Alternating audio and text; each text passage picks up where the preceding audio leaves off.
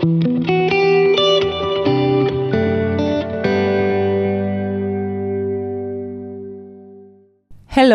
my name is Elda Stupa and I am a researcher at the PolyCIVIS project.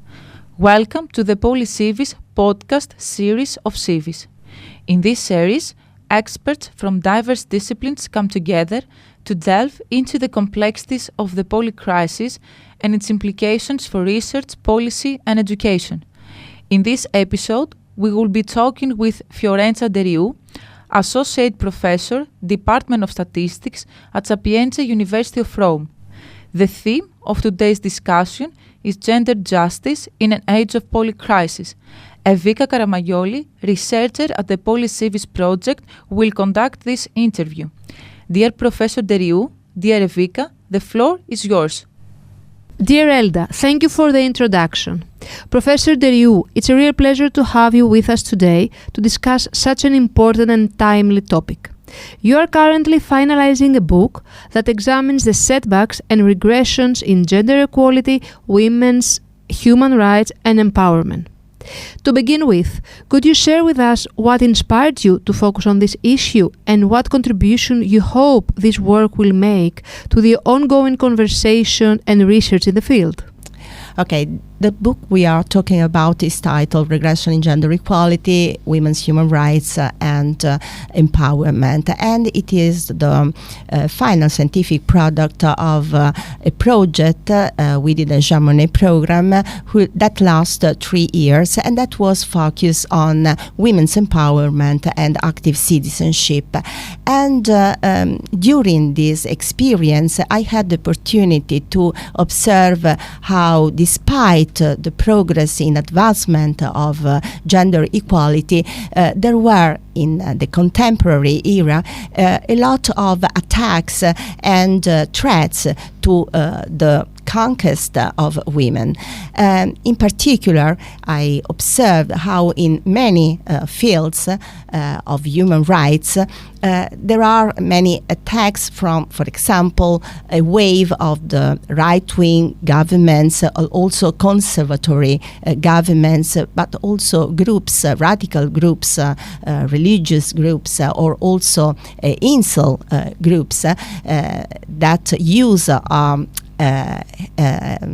very aggressive language on the net against women, and all these wave of contrast and attack against women's rights demonstrate that we need to combat and to be resilient to this attack. And this was the reason why I decided to focus on this specific topic and realize this book. I think also that the attack to women's human rights are very well connected with the polycrisis that is the top. In what ways you think gender and polycrisis are interlinked? For example, in the context of Italy, how have feminist movements and organizations responded to the recent overlapping crises like the pandemics, economic challenges, or political shifts? Could you share a concrete example or a case study that highlights innovative strategies being used to advance gender justice in your country? Yes.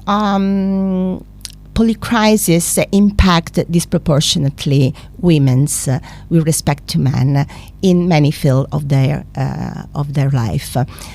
In fact, if we look to also the different characteristics, social characteristics of women, we can observe that different groups of women characterized, for example, by different age, different classes, different health condition, for example, women with disability, or belonging to minorities, such as, for example, ethnic minorities or indigenous communities. All these women may be affected differently and disproportionately by the different crises, the multiple crises that are interlinked and trigger disadvantages and discrimination. And so I think that from this point of view, view, the concept and the approach of the intersectionality is strictly connected to polycrisis, and we can combine these two theory and framework in order to understand better which are the different disadvantages and conditions of discrimination that this group may experience. Gender equality strategies at both national and European level are regarded as key tools for driving long-term strategic change towards gender equality. Do you believe these strategies effectively support the young generation and address the contemporary challenges they face in today's complex world? Yes, we know that at European level, for example, we have the Next Generation EU program, within which every country has developed some national plan of recovery and resilience. And within this program, for example, we know that there are some priorities, cross-cutting topics, and one of these is gender. So we can say that from this point of view, there is a specific attention to young generation and in particular young women. But we must also say that there is a common and cross-cutting problem that affect the policies of many countries. That is the difference between what is stated in law on paper and what is concretely acted.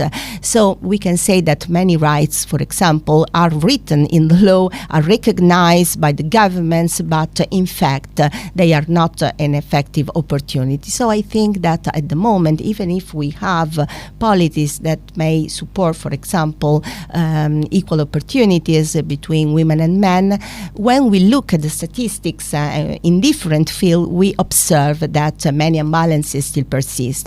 So it means that probably our efforts are not enough, and this policy should be further improved, and we should make much more efforts in this direction.